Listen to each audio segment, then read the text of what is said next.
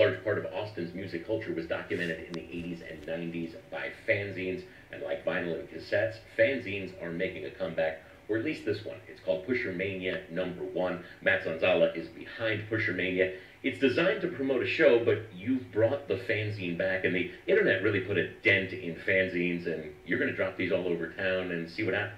Yeah, man, I'm doing it just like I did back in like 1988, 89, 90 when I was just making fanzines on my own. Started out in Erie, Pennsylvania and Houston. I used to bring the ones from Houston up to Austin and go to all the record stores here. And this week I've been going to all the spots. Like literally any like kind of Austin spot has copies of it right now.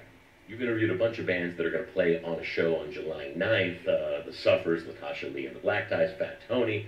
But the idea that this is something that'll outlast the show, that there's this document that's left behind, that's sort of what was beautiful about the fanzine scene back then.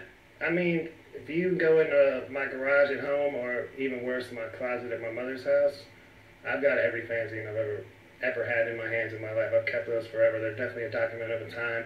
And honestly, I blog kind of a lot about music, especially Texas hip-hop music. I really personally don't like to stare at a screen all day and read. I hate staring at the screen all day. I really like to have the book or the magazine personally.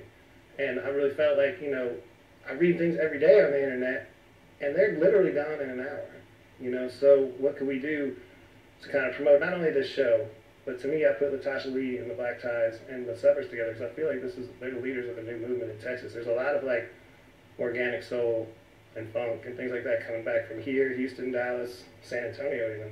There's bands, and I really feel like they're leading that charge, and I've been wanting to see them on the same boat for a long time. You can read about all that in Pushermania #1. It's available in record stores across town, and then the show is July 9th at the Parish. From here at KGSR, Andy Langer, Time Warner Cable News.